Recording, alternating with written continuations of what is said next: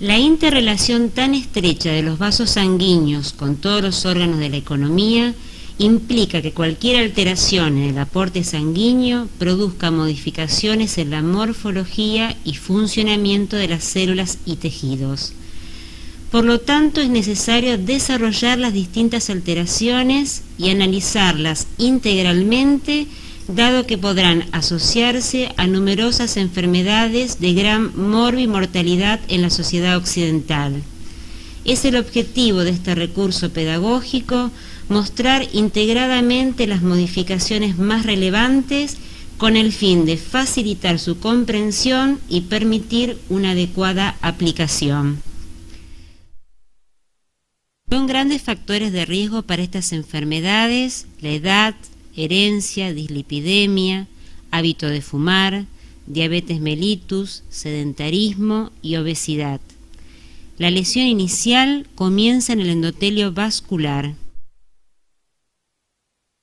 A nivel de vasos de gran y mediano calibre se desarrolla la aterosclerosis, para la cual contribuyen fundamentalmente la dislipidemia, la hipertensión y la diabetes.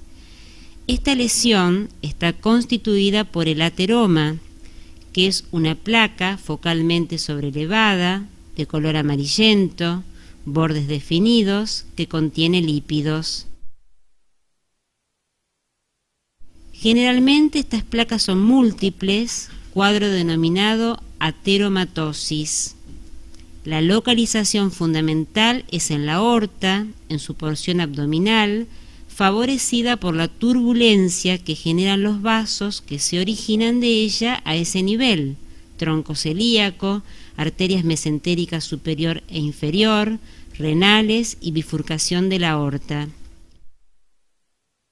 Otros vasos comúnmente afectados son las coronarias, porción restante de la aorta, vasos del polígono de Willis, carótidas, popliteas, renales, femorales, etc. Histológicamente están constituidas por un centro lipídico con cristales de colesterol, restos necróticos, histiocitos que fagocitan lípidos, células espumosas o xantomatosas y sustancia fundamental. La coloración de Sudán es específica para la tinción de lípidos, poniéndolos claramente de manifiesto.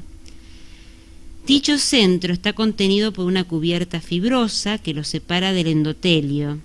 En esta cubierta existen fibras musculares lisas transformadas, capilares sanguíneos originados en vasa vasorum, linfocitos, colágeno, macrófagos con y sin lípidos citoplasmáticos.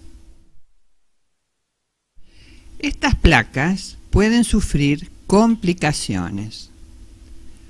Una de ellas, ulceración, que expone sustancias con poder trombógeno y como consecuencia, trombosis. O embolias, por desprendimiento de material propio de la placa o de los trombos secundariamente formados. También hemorragia, consecutiva a la laceración de las paredes de los capilares de neoformación. Y por último, calcificación. El depósito de calcio en las paredes del vaso permite su visualización radiológica como se objetiva en la imagen. En la cirugía de este paciente pudo observarse el segmento abdominal de la aorta dilatado, calcificado y con trombosis endoluminal. Este es el aspecto una vez resecado, fijado en formol y coloreado con Sudán, que tiñe de rojo los componentes lipídicos. En el corte histológico se aprecia los depósitos granulares de calcio y la respuesta celular inflamatoria. Otra complicación que pueden sufrir estas placas es la dilatación aneurismática por atrofia de capa media del vaso, debida al efecto de compresión que ejerce la placa.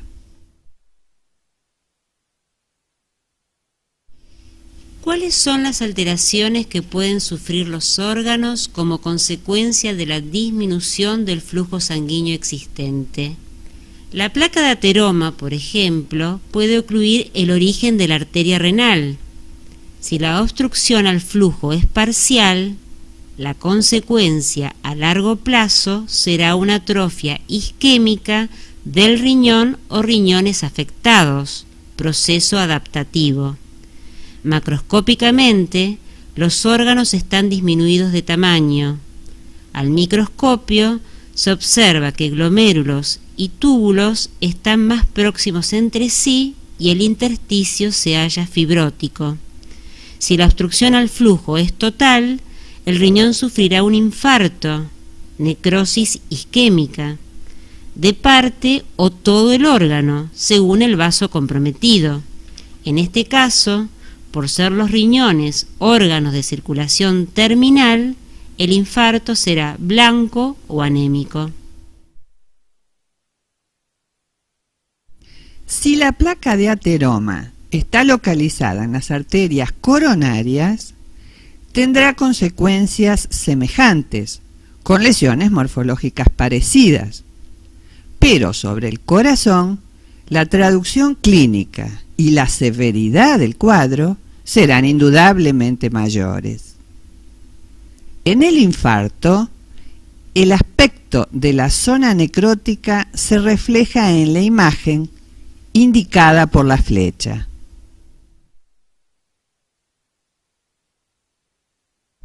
Histológicamente se observa a la izquierda un área de necrosis de coagulación con fibras musculares acidófilas que han perdido sus núcleos y conservan los contornos citoplasmáticos.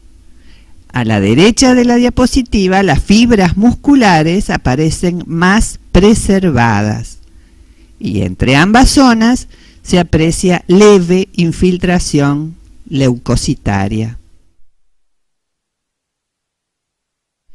Con el tiempo, la zona necrótica es infiltrada por mayor número de células inflamatorias y posteriormente es reparada por fibras colágenas para formar una cicatriz que se evidencia de color azul con la coloración tricrómica. La pared del ventrículo se reduce de espesor y puede sufrir una eventual dilatación aneurismática. En caso de oclusiones vasculares parciales pero diseminadas, se desarrollará una cardiopatía isquémica crónica, patología más frecuente en personas ancianas que instalan en forma insidiosa una insuficiencia cardíaca crónica. Se caracteriza morfológicamente por septos fibrosos dispersos, de color blanco nacarado, en medio de la masa muscular, correspondientes a la cicatrización de pequeños grupos de fibras miocárdicas necrosadas o atróficas. En sistema nervioso central, la oclusión arterial de un vaso produce isquemia con infarto subsecuente del área por él irrigada. El infarto puede ser rojo o hemorrágico, si existe reperfusión sanguínea a los tejidos dañados. Esto suele observarse cuando la necrosis obedece a una obstrucción embólica. Si la causa es trombótica, el infarto suele ser blanco o anémico.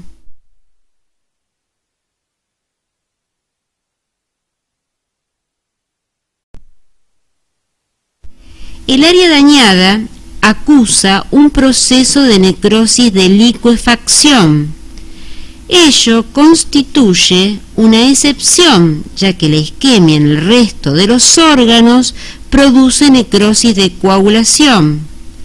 Se lo explica por el alto contenido de enzimas lisosomales que poseen las células nerviosas y la relativa escasez de proteínas estructurales extracelulares del parénquima cerebral, fibras de reticulina y colágenas. Con el tiempo, el área de necrosis desaparece y queda una cavidad residual. Si la oclusión arterial es parcial pero generalizada, como ocurre en los estados de bajo flujo sanguíneo, el cerebro experimenta una atrofia progresiva por hipoxia, con pérdida de células sin capacidad de regeneración, ya que ellas son células permanentes. Esta alteración es frecuente en el envejecimiento como consecuencia de la aterosclerosis. En el cerebro se observa circunvoluciones de menor grosor, separadas por amplios y profundos surcos. El órgano se halla reducido de tamaño y peso. Lo demuestra claramente la comparación con un encéfalo normal.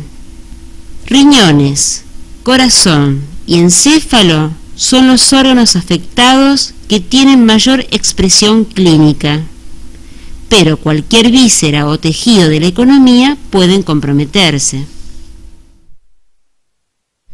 Un ejemplo lo constituye la gangrena, que consiste en una zona de necrosis isquémica con sobreinfección bacteriana, en la que se observa tanto necrosis de coagulación como de colicuación. Esta patología es particularmente frecuente en los miembros inferiores de pacientes diabéticos, ya que a la macroangiopatía se le añade una neuropatía periférica y simétrica, tanto motora como sensitiva. La pérdida de sensibilidad dolorosa predispone al desarrollo de úlceras que pueden sobreinfectarse, condición favorecida por la isquemia dependiente de la microangiopatía y por la inmunodeficiencia propia de la diabetes. Si predomina el factor isquémico arterial con drenajes venoso y linfático conservados, la gangrena es denominada seca, prevaleciendo en ese caso la necrosis de coagulación. La zona afectada adopta un aspecto acartonado y momificado como consecuencia de la desecación. Disminuye de volumen y la coloración es negruzca por transformación de la hemoglobina en compuestos sulfurados por acción de los gérmenes. El tejido se halla llamativamente hipotérmico y la piel sufre lesiones tróficas. El área se encuentra delimitada por un surco de demarcación congestivo que revela reacción inflamatoria.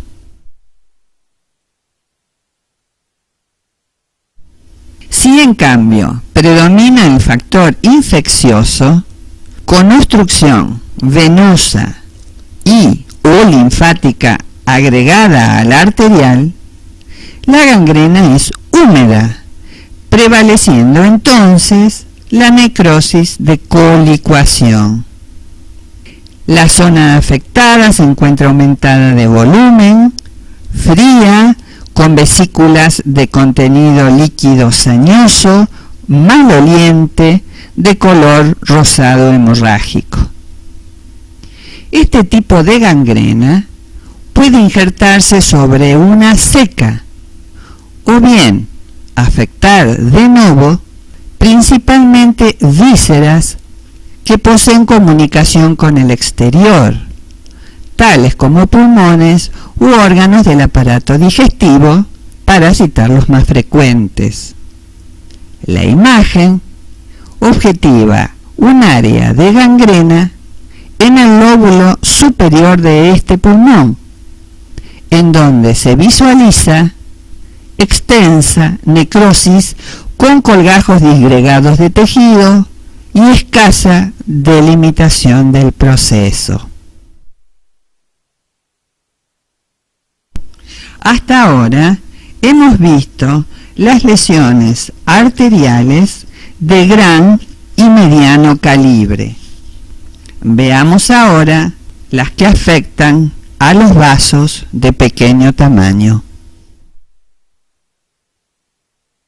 La lesión característica es la arteriolosclerosis, y a ella propenden fundamentalmente la diabetes y la hipertensión.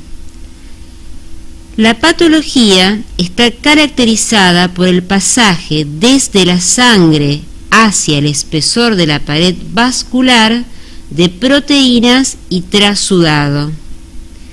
Este edema se hialiniza con el tiempo. La íntima del vaso se ensancha y la luz se reduce, y se lo denomina arteriolosclerosis hialina. En el caso de la hipertensión, en el riñón, las arteriolas más afectadas son las aferentes glomerulares. En la diabetes, en cambio, están comprometidas tanto las arteriolas aferentes como las eferentes del glomérulo. En los casos de hipertensión aguda grave, la arteriolosclerosis está representada por multiplicación de células musculares lisas en capas concéntricas y de fibras colágenas que reducen la luz vascular, proceso conocido como arteriolosclerosis hiperplásica. La imagen corresponde a una arteriola a mayor aumento.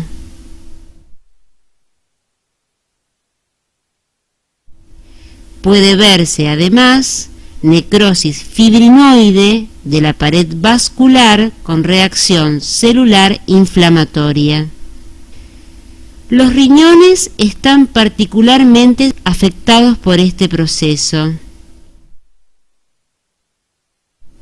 Macroscópicamente, en los procesos crónicos, se los ve disminuidos de tamaño, en forma simétrica, a expensas de la reducción de la cortical. Esta adquiere aspecto granular como consecuencia de los múltiples y pequeños focos de fibrosis que reemplazan las reducidas zonas de tejido irrigadas por las arteriolas lesionadas. La imagen muestra la misma patología, pero ahora con fijación en formol y la modificación propia de la coloración del tejido.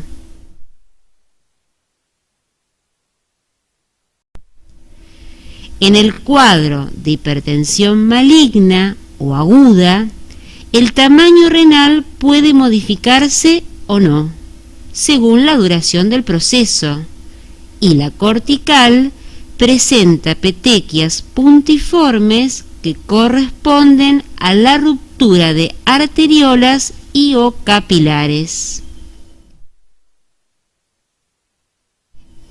En la hipertensión benigna, la alteración de los pequeños vasos y la rigidez de la pared de los grandes ocasionan con el tiempo un aumento de resistencia periférica que desencadena una sobrecarga de trabajo del ventrículo izquierdo.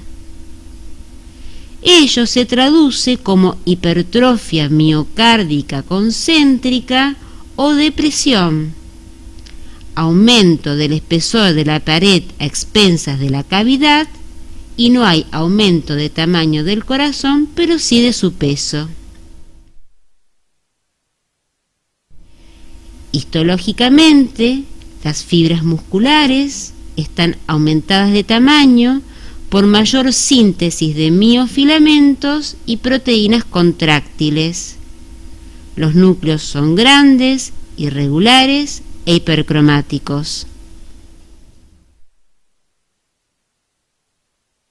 La cardiopatía primaria hipertensiva y la sobrecarga compensadora, que representa la hipertrofia, reducen la reserva miocárdica.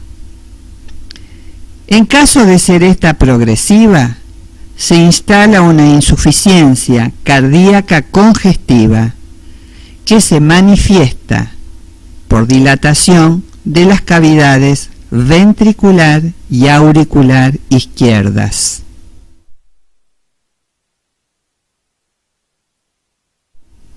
Como consecuencia de la disfunción ventricular izquierda, la circulación pulmonar sufre un éstasis sanguíneo con aumento de presión venocapilar retrógrada, que comienza en aurícula izquierda y venas pulmonares. Se traslada luego a capilares pulmonares, a cuyo nivel, por aumento de presión hidrostática, se favorece el pasaje de trasudado desde la sangre a los alvéolos. Constituye la congestión pasiva aguda de pulmón, conocida clínicamente como edema agudo.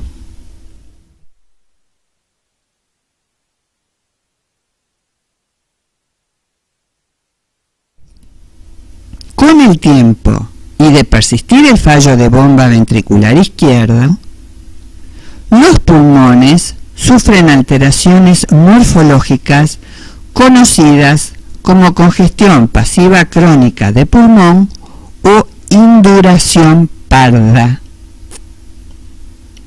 Ella consiste en la fibrosis septal pulmonar consecutiva al edema crónico intersticial y al pasaje de proteínas y glóbulos rojos tanto a los tabiques como a las luces alveolares.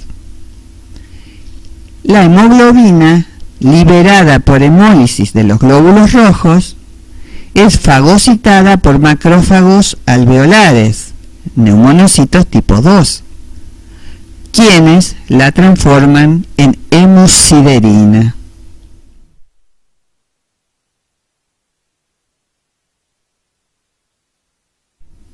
Como consecuencia de esta fibrosis septal, del éstasis sanguíneo y de la hipoxemia, se desarrolla una vasoconstricción arteriolar pulmonar que, de ser sostenida, induce la proliferación de la íntima arteriolar. Esto aumenta la resistencia periférica pulmonar, la cual sobrecarga al ventrículo derecho, quien primero se hipertrofia y luego se descompensa con dilatación de la cavidad. Sobreviene así la insuficiencia cardíaca congestiva global.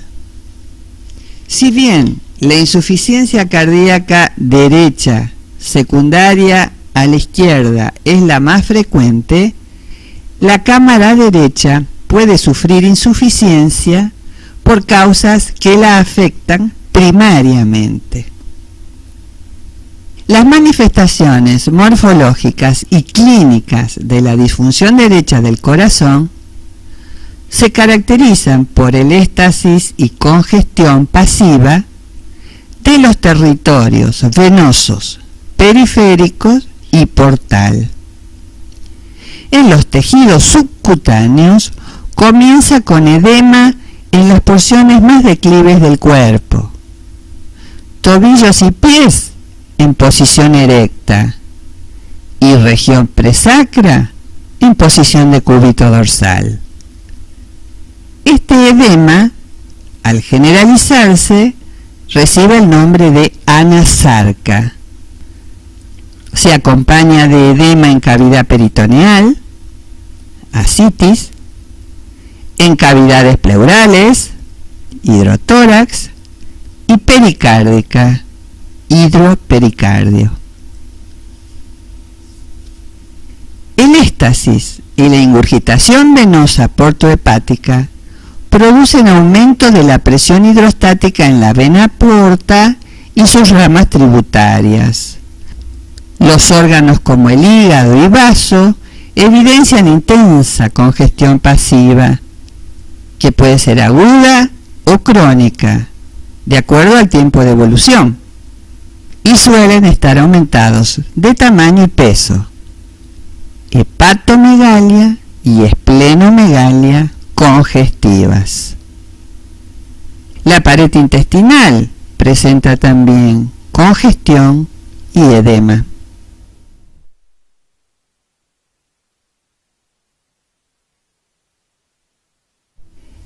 El hígado, además de estar aumentado de tamaño y peso, muestra una cápsula tensa y es de color rojo vinoso. Microscópicamente se observa congestión de los sinusoides centrolobulillares y de la vena central.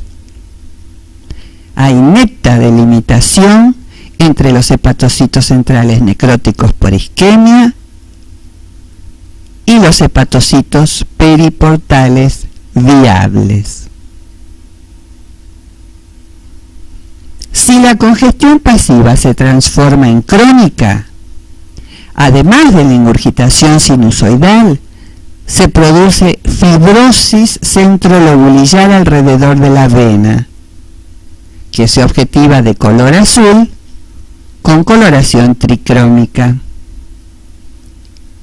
Los hepatocitos viables se atrofian o evidencian esteatosis por hipoxia, y su color amarillento contrasta con el rojo vinoso de la hemorragia centrolobulillar que acompaña a la necrosis hepatocelular adyacente.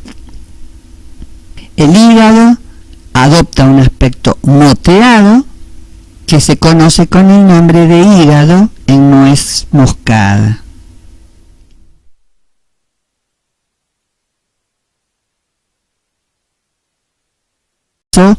El aumento de tamaño es considerable si la congestión pasiva es de larga duración. Histológicamente, se destaca intensa dilatación sinusoidal esplénica. La persistencia de la hipertensión portal puede favorecer el depósito de fibras colágenas en las membranas basales de los sinusoides. Estos se presentan dilatados y con paredes rígidas. Puede haber focos de hemorragia y depósitos de hemosiderina. Como consecuencia de la insuficiencia cardíaca izquierda, la circulación sistémica acusa también una mala perfusión arterial, anterógrada. El descenso del gasto cardíaco, por su parte, ocasiona menor riego sanguíneo a los tejidos periféricos. A nivel renal, el menor flujo activa el sistema renina-angiotensina-aldosterona. Ello favorece la retención de líquido y sodio con aumento del volumen sanguíneo y con edema intersticial. La retención de sal está compensada por el factor natriurético auricular cardíaco, que aumenta la excreción de sodio y agua por el riñón y reduce la carga hemodinámica.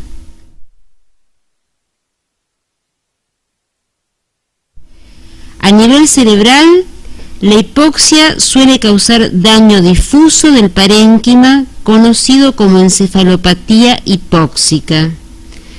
Esta lesión puede permitir la recuperación del paciente en casos leves, la sobrevida con secuela neurológica irreversible en los de intermedia gravedad o el coma con muerte cerebral en los más graves. Las alteraciones morfológicas son fundamentalmente histológicas, pudiéndose apreciar una secuencia evolutiva caracterizada por vacuolización y hialinización citoplasmática de las neuronas con diferentes grados de lesión nuclear.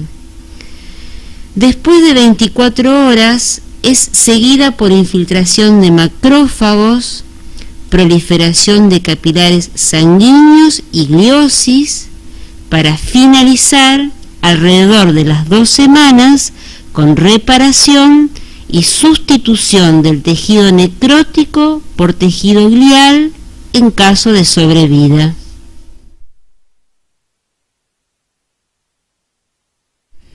En los últimos tiempos, la concientización de la población mediante campañas de difusión ha permitido un control de todas estas patologías, fortaleciendo la prevención de estas enfermedades y sus factores de riesgo. Se ha logrado así disminuir la mortalidad a edades tempranas, evitar secuelas muchas veces incapacitantes y posibilitar a los seres humanos una mejor calidad de vida. Este esfuerzo debe permanecer en el tiempo, con un objetivo superador para el logro de resultados que permitan al hombre un adecuado desarrollo biopsicosocial y una mejor integración a su medio.